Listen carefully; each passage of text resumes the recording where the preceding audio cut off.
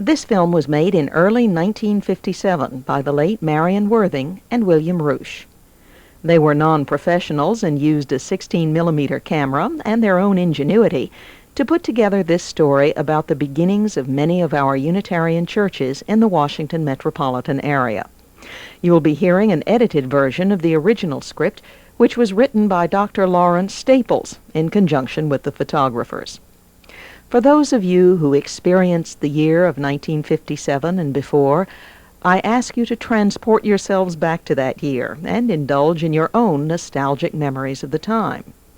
For those who do not possess memories of that year, accept this as a lesson in the history of your church or those who went before you. This is the story of Unitarian advance in the Washington area, a story which in large measure now stands as a monument to A. Powell Davies.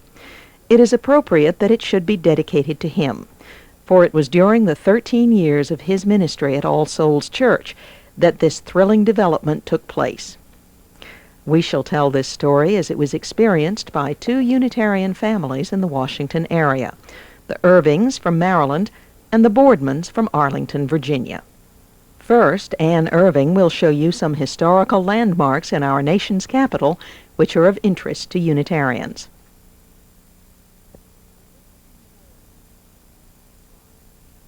The Jefferson Memorial, the national shrine to the man who said that he had to be content to be a Unitarian by himself. Washington Unitarians remember the service conducted on these steps on April 13, 1947, the 204th anniversary of Jefferson's birth.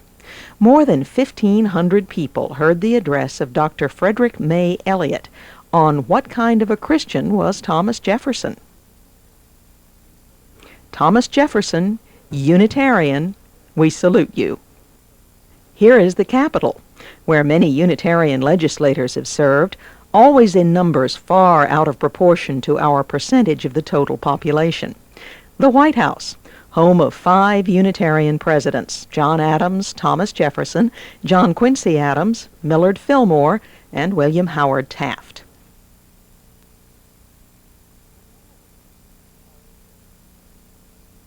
And now we come to All Souls Church.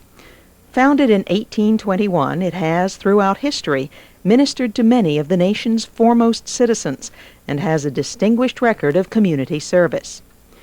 During the war between the states, this Unitarian church building, designed by Charles Bulfinch, was used as a hospital for the wounded.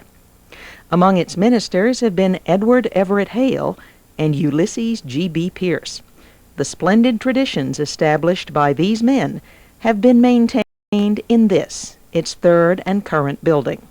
It was dedicated in 1924 and has proved extremely useful both for church purposes and for community activities. Dr. Davies became minister in 1944, and under his leadership the church knew an accelerated growth. His vigorous and effective preaching in the fields of personal religion, social welfare, and human brotherhood had a profound effect, not only on his own congregation, but also throughout the Washington area and the whole country. The newspapers and press services frequently reported his sermons. Many have been published and have a large circulation. Significant, too, are his other writings, especially The Meaning of the Dead Sea Scrolls, a paperback of which 500,000 copies were printed and sold.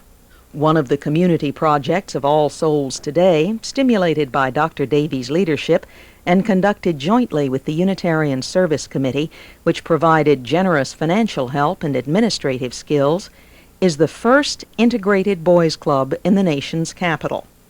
Every boy is welcome here, regardless of race, and every afternoon and on Saturdays the boys crowd in for a game of basketball, an hour in the tinker shop or in the carpentry shop. But Washington is not just the District of Columbia. It has a suburbia extending far into the Virginia and Maryland countryside and growing by leaps and bounds. Younger families particularly have tended to settle in these suburbs where their children have better opportunity for play and where there is less danger from traffic. To attend a Unitarian church, however, it was necessary to travel into the heart of Washington to All Souls. There was the temptation to try some of the beautiful new churches the Orthodox denominations were building. But many liberals were not satisfied with what they offered, and at considerable sacrifice made the weekly trip into town. The Boardmans, Charles and Carolyn, the parents, Chip, the energetic young man, and his sister Charlene did so. 9 years ago, they deserted a church in Arlington, piled into the family car, and went downtown to find the Unitarian church about which they had heard so much. Grandma Boardman stayed home with little Ricky. Going to All Souls had its problems. It was a long ride, and traffic and parking were already getting a bit rough. On this occasion, they were very lucky. Often, by the time one found a place to park, every seat in the church was taken. On those occasions, they were directed to Pierce Hall, where they could listen to Dr. Davies over a loudspeaker.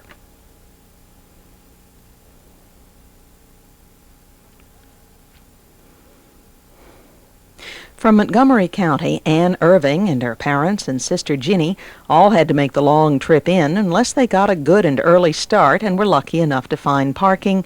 It was Pierce Hall for that family, too.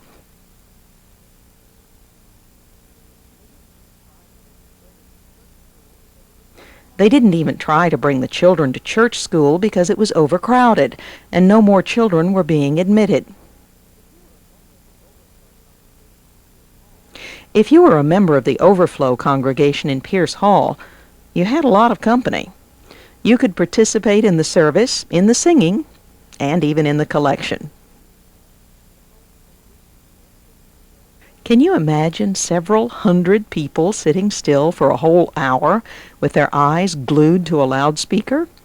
Not a very interesting sight, is it? But it wasn't the sight, it was the sound of Dr. Davies' voice emanating from the pulpit at All Souls. Soon, however, the Boardmans of Virginia learned that efforts to organize a new Unitarian group in Arlington were in progress. As the group grew, the American Unitarian Association financed the purchase of a good-sized building lot on Arlington Boulevard. The Boardmans, along with others, went out with their hatchets and saws and cleared the land for the first unit of a new building. It was a real undertaking. They felt like pioneers. Meanwhile, a minister was engaged, and with additional financial aid from the American Unitarian Association and All Souls Church, the building became a reality. Charlene Boardman was intrigued with the cornerstone. Here we see the minister, the Reverend Ross Weston, greeting some of his parishioners on the steps of the new building.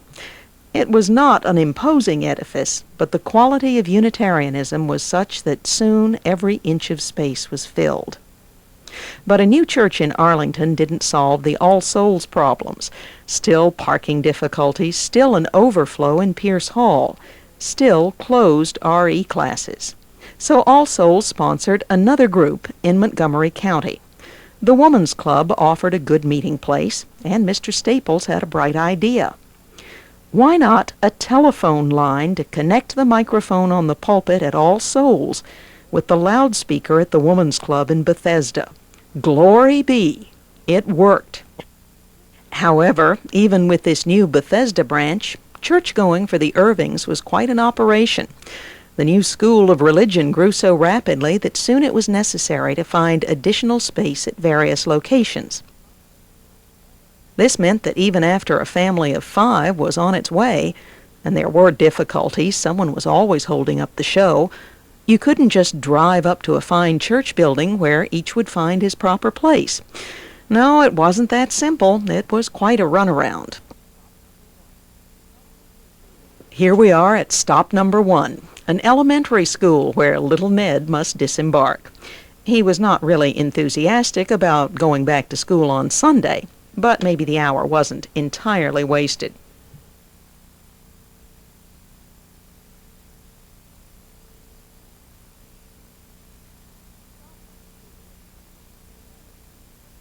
Stop number 2, at some distance away, was for Ginny at a junior high school. She was happy to see her friends again.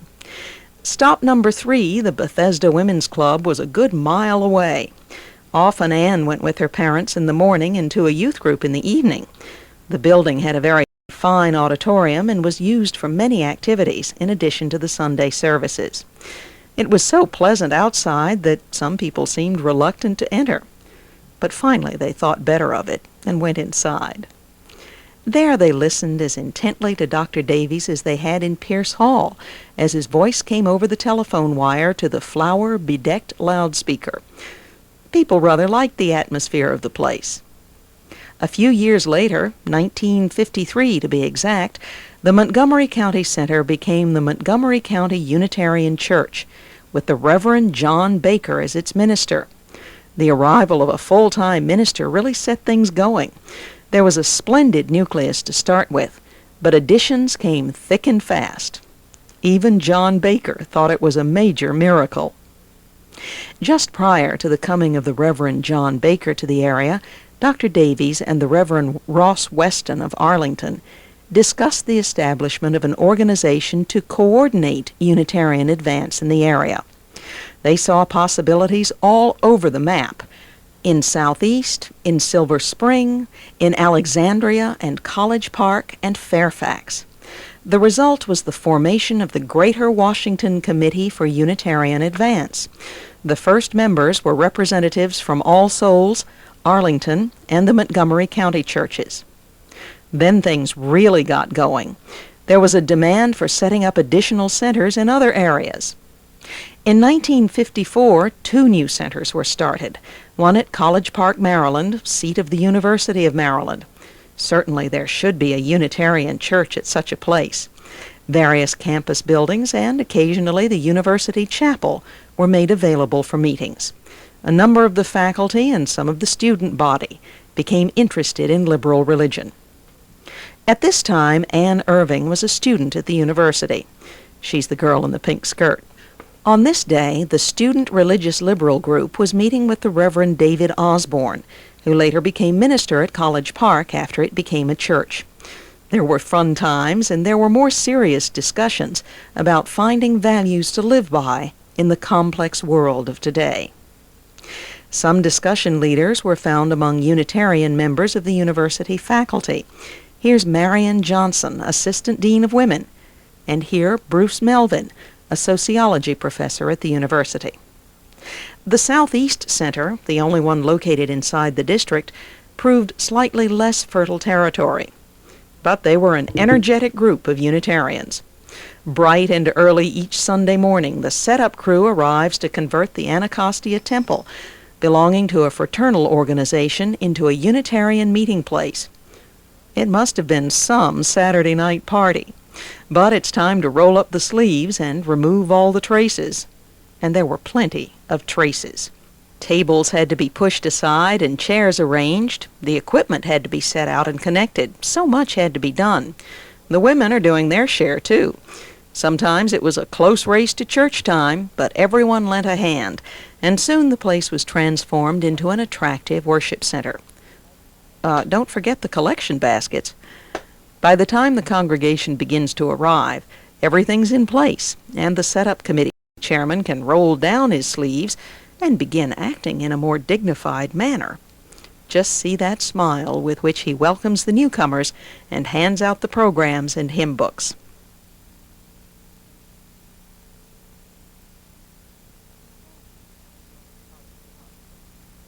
In Southeast, as well as College Park, they used the loudspeaker system. Sometimes they heard the whole service from All Souls. Sometimes they used music of their own. When Dr. Davies was not in the pulpit, they used live speakers for the worship service. But they were most happy listening to Dr. Davies. But very soon, surprising things began to happen in the Mount Vernon, Virginia area. Although the Greater Washington Committee was ready to take a breather, it hadn't counted on one Joe Remington of 1311 Popkins Lane. He hadn't ever been in a Unitarian church. Joe and his family enjoyed reading the Sunday morning papers.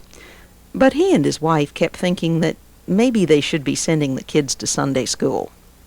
One Sunday morning, Joe decided to go over and talk with his neighbors, the Howards. They were pretty sensible people. Maybe they'd found a good church to go to. Maybe it might be a good place for the Remingtons. At least it might be good for the children. But Gordon Howard was not a particularly happy churchgoer that morning.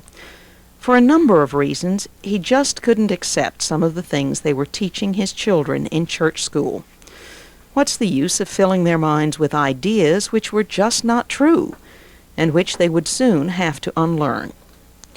The type of leaflets they distributed were disturbing to him. As Mr. Howard was going on in this vein, over came the Johnsons from the next house down Popkins Lane. The Johnsons were not thrilled with material of this nature either. They didn't want it for their kids. But Mr. Howard had one more pamphlet to show, something about Unitarianism. Well, to make a long story short, the three families decided right then and there that there should be a Unitarian church set up to serve the folks on Popkins Lane and others living near the Parkway from Alexandria to Mount Vernon. So they ran a little ad in the local community paper, just to test out the sentiment. They had not even consulted the Washington Church or the Greater Washington Committee. It was really a case of spontaneous generation. When Joe Remington came home from work a few days later, his friends had a copy of the paper to show him, and though they had high hopes, none of them was prepared for what happened. The little ad brought responses far beyond their wildest expectations. The telephones on Popkins Lane really got a workout. In no time at all, Joe Remington and his friends had assembled a congregation. They came clamoring to the Greater Washington Committee for recognition and support for the new Mount Vernon Unitarian Center. A pleasant little chapel was available, and in the fall of 1955, this sixth Unitarian congregation in the Greater Washington area began to hold services, piped in from nearly 15 miles away at All Souls. During these years, the Arlington Church was growing fast. With some financial help from the Greater Washington Committee and the American Unitarian Association, a $90,000 addition was built in 1954. This enlarged the auditorium and provided 20 classrooms for about 300 children. Within a year, however, the church had to go on double sessions to accommodate a membership now exceeding 700, plus an equal number of children. This is the Children's Chapel, graced with a mural representing the world's religions. In all, 6 services were held here each Sunday. Sometimes the worship service featured the children's choir at all its sessions. Arlington by now had the largest Unitarian church school in the country, and the second largest was at Montgomery County Unitarian Church. In the junior high school group at Arlington, students took part in conducting the services. And this morning, Charlene Boardman is really holding her audience, and she has pictures to prove it. Inside the sunny classrooms, all sorts of activity went on each Sunday morning. 70 teachers devoted their talents to make religion more meaningful to the young at every age level. Here's Ricky Boardman, showing off some of his creative brilliance on the bulletin board. However, the way he's put it up would indicate that he's classified it top secret. There are by now in the Washington area more than 2,000 children in Unitarian church schools as compared with 300 13 years before. In the church auditorium, the regular attendance for the 2 services added up to 500. And not too many years ago, Ross Weston would have been pleased with a congregation of 100. And after each service, the indispensable coffee hour. Presiding over these festivities is Grandma Boardman herself. And as you can see, she has plenty of customers. Every one of the new groups features a coffee hour regularly after the Sunday morning service. You meet a lot of interesting people this way. In membership and school enrollment, Montgomery County is now giving Arlington a close race. But the big news in Bethesda is the building campaign. This started with a tremendous financial drive. Everyone in the church was called on and given the story of what the church needed, what it would cost, and how each member must help to make the dream of a home of our own come true. With land selling at $5,000 to $10,000 an acre and building costs rising, it was found that nearly $200,000 had to come from church members in order to make possible the $500,000 it would cost to build the church and meet the needs of the expanding congregation. Despite difficulties and disappointments and delays, the required amount was eventually raised. Not quite all the original plan can be built, but there are exciting plans in the making. Even before financial success was assured, the building committee was hard at work looking for a site. They tramped over a good part of the county seeking a choice piece of ground, no second-rate tract for a Unitarian church. Obviously, the building committee wasn't over-eager to locate here. Not large enough here, terrain not right, access difficult, cost too great, title not clear. Well, at last, they found a site that they and the congregation considered ideal. It was a 6-acre wooded tract in an attractive residential area. Not only was it near several principal avenues, but the church itself could be seen from a new cross-county highway, which was then in the process of construction. Finally came the day for the groundbreaking ceremonies. A whole army of groundbreakers was on hand, with quite a few generals. The School of Religion children turned out en masse. Both Dr. Davies and the Reverend John Baker were on hand, and seemed to be enjoying the occasion most thoroughly. It was February, and the ground was a little hard, but that didn't deter anyone. All who could find a spade or shovel took part. If enthusiasm had been all that was needed, well, the group might have found a new short way to China. A. Powell Davies' dream of a Unitarian church on every main highway leading into Washington comes nearer to reality. By midsummer of 1957, the building was well underway. It won't be finished until early spring of 1958. And it was overcrowded even before it was built. Here are Mr. and Mrs. Irving and Anne getting a real thrill. Dad, of course, has to make a detailed inspection to see if all the workmanship is up to his do-it-yourself standards.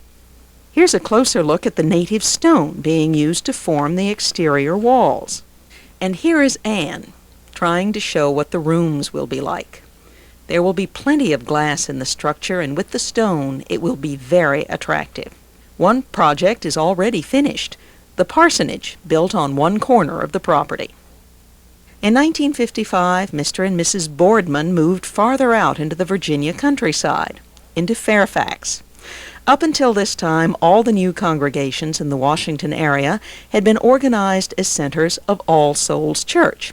But this year, All Souls became a grandmother when the Arlington Church, in its turn, organized a new center in Fairfax County. This is another of the rapidly growing areas around Washington. At that time, it included Falls Church, Vienna, McLean, and was bound, they thought, to develop tremendously.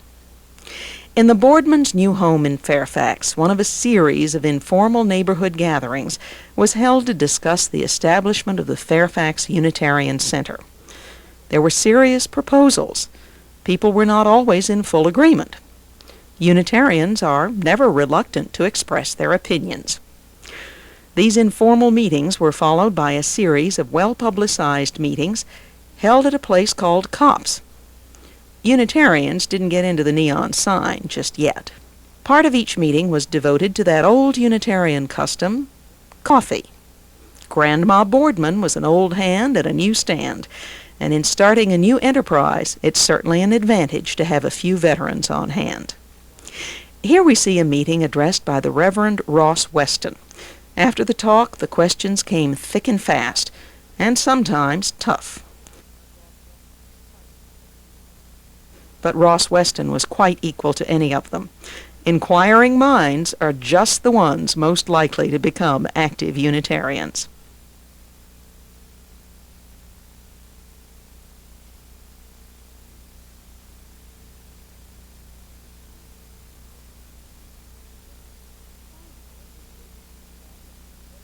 Finally, it was voted to establish the Fairfax Unitarian Center as a branch of the Arlington Unitarian Church. Then came approval of the rules of management of the center by the Arlington Church Board, and soon the center was operating in a Fairfax public school. About a year later, All Souls became a grandmother again. when the Montgomery County Unitarian Church founded a center at Rockville. Only a short decade before, the weekly Unitarian advertisement in the Washington papers had listed only one church. Now there were 8. Fairfax and Rockville used different techniques for adult services. Rockville relied mainly on recorded services by the Reverend John Baker and other Unitarian leaders. Fairfax depended primarily on lay speakers. One of the big events of Rockville's first year was a mass christening of infants and younger children.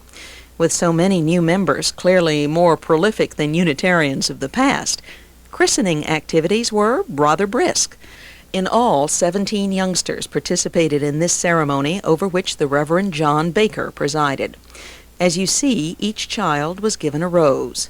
This is John's own idea, and it seems a very nice one. Ann Irving and Chip Boardman by now are working in Washington. Again, they often go to All Souls Church, where they find so many friends. But it's still not easy. The parking problem is still with us. They won't find space near All Souls Church unless they get up with the paper boys. So, believe it or not, they usually park at the zoo. All Souls Church now runs a shuttle bus every Sunday from the zoo grounds to the church. The zoo is about the closest place with ample space in which to park. Here you see some of the people parking and walking over to the bus, which is clearly marked for All Souls Church. Massey Blankenship and Harrison Roby are acting as dispatchers. All those suburban churches haven't run All Souls out of business, so if you don't catch that early shuttle bus, it's tough. Again, you're confronted with the sign that directs you to Pierce Hall, which is just about the same as it used to be when the Boardmans came in from Arlington and the Irvings from Montgomery County.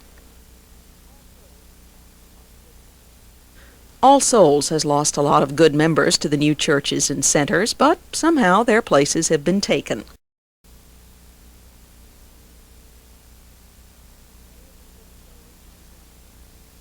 Many of the churchgoers are young people. That is a rather distinctive feature of the Sunday congregations at All Souls.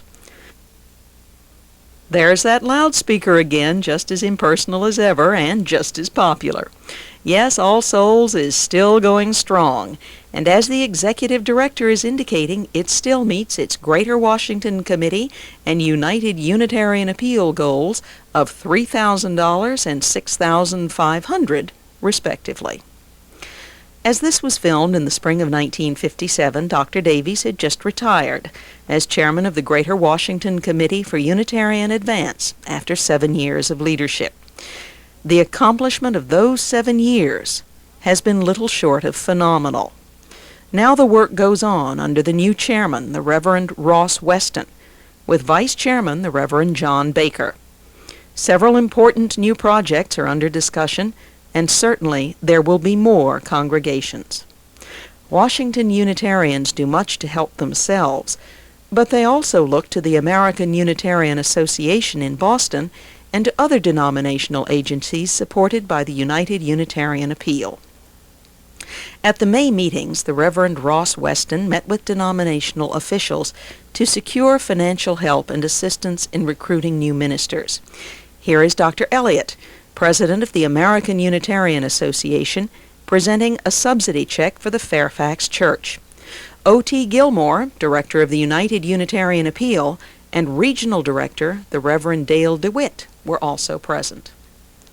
For Fairfax, this aid from Unitarians throughout the country, together with the support and cooperation from the other churches in the Washington area, is just enough to make another dream come true. A new sign announcing the birth of the Fairfax Unitarian Church is put into place. A few years ago, there was one Unitarian church in Washington with about 800 members. Today, there are 6 churches with 6 ministers and 2 centers surging toward church status and a total membership of over 3,200. Yes, Unitarian advance is happening here. It is happening elsewhere, too. It can happen everywhere. Jefferson had to be a Unitarian by himself, but this is no longer necessary, especially in Washington. This is not the end. It is just the beginning. We must carry forward the work to which Dr. A. Powell Davies gave full measure of devotion. Davies had the power to give great impetus to the Unitarian advance. Ours is the responsibility to fulfill his dreams.